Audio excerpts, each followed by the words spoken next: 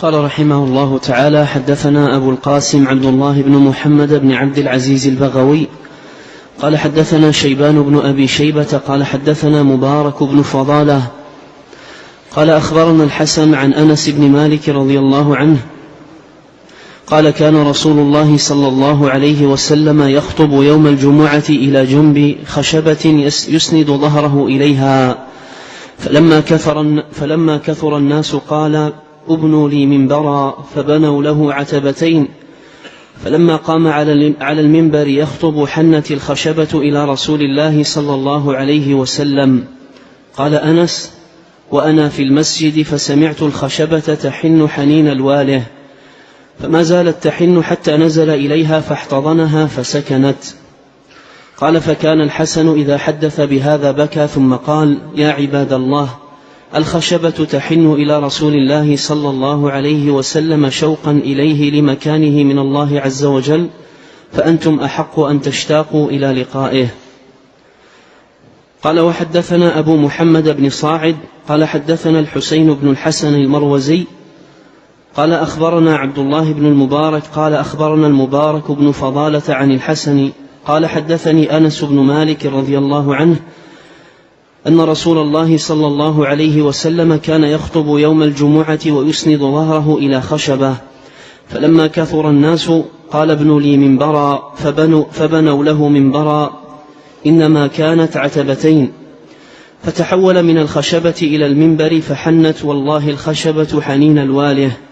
قال: فقال أنس: فأنا والله في هذا المسجد أسمع ذلك، فوالله ما زالت تحن حتى نزل رسول الله صلى الله عليه وسلم من المنبر فمشى إليها فاحتضنها فسكنت.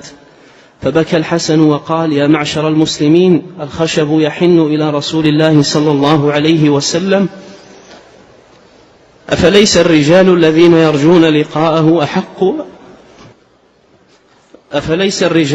يرجون لقاءه أحق أن يشتاقوا إليه؟ أورد رحمه الله تعالى حديث أنس رضي الله عنه ونظير الذي قبله في ذكر حنين هذا الجذع شوقا إلى النبي الكريم صلوات الله وسلامه وبركاته عليه.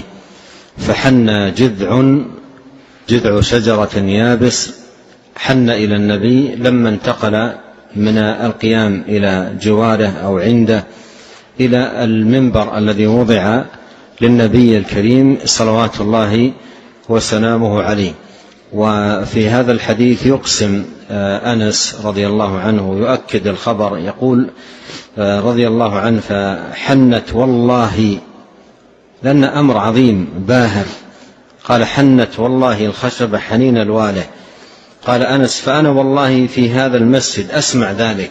كل هذا من باب تأكيد هذا الأمر، وأنه صوت سمع صوت هذا الحنين في المسجد، حنين جذع إلى الرسول عليه الصلاة والسلام شوقا إليه لمكانه عند الله سبحانه وتعالى.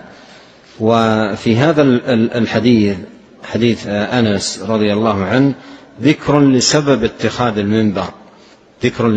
اتخاذ المنبر، وأن السبب في ذلك أنه لما كثر الناس أصبحت الحاجة مقتضية لذلك حتى يسمعه من هو بعيد، فاتخذ المنبر وقام عليه النبي صلى الله عليه وسلم يخطب، فحن ذلك الجذع شوقا إلى النبي الكريم عليه الصلاة والسلام. الحسن البصري من أئمة التابعين رحمه الله تعالى روى هذا الحديث وبكى وقال: يا عباد الله، الخشبة تحن إلى رسول الله صلى الله عليه وسلم شوقا إليه لمكانه من الله عز وجل، فأنتم أحق أن تشتاقوا إلى لقائه. حقيقة هذا الحديث في موعظة عظيمة جدا.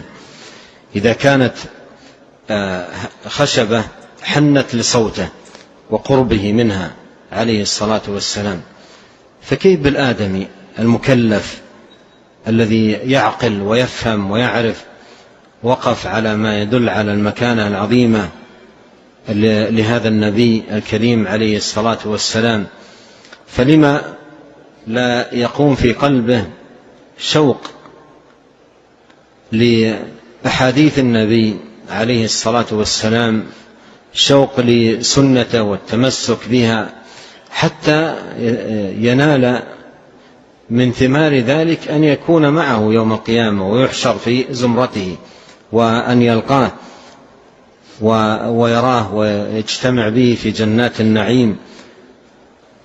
المؤمن أولى وأحق أن يقوم في قلبه هذا الشوق. وهذا الشوق الذي ذكره الحسن البصري رحمه الله تعالى هو شوق بسنة، لأن بعض الناس قد يكون عنده شوق قوي في قلبه لكن على غير سنة، فسبحان الله يحمله هذا الشوق إلى البدع وارتكابها والوقوع في مخالفات، وهذا يقع في كثير. يكون عنده شوق عظيم للنبي عليه الصلاة والسلام، محبة في قلبه، لكنها على غير سنة، على غير هدى، فتحمله على أعمال منكرة. ولو سئل ما الذي حملك على ذلك يقول الشوق والمحبة.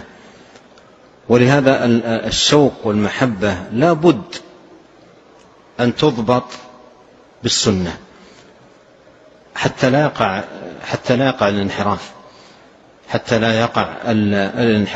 لا يقع المرء في البدع والضلالات والأمور التي ما أنزل الله سبحانه وتعالى بها من سلطان.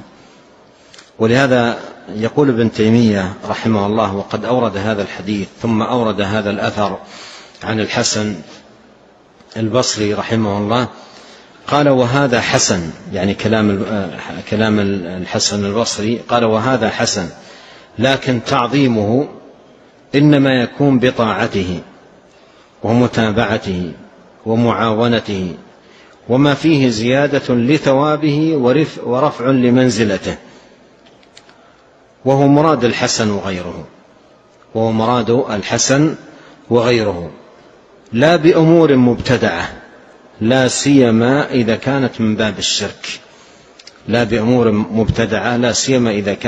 باب الشرك، ولهذا الحب والشوق، الحب النبي عليه الصلاة والسلام والشوق إلى لقائه إن لم يضبط بضابط السنة على نهج الصحابة رضي الله عنهم وأرضاهم، يحمل المرء إلى الدخول في أشياء من البدع، بل ربما حتى في أشياء من الشركيات والتعلقات الباطلة التي ما أنزل الله تبارك وتعالى بها من سلطان. نعم.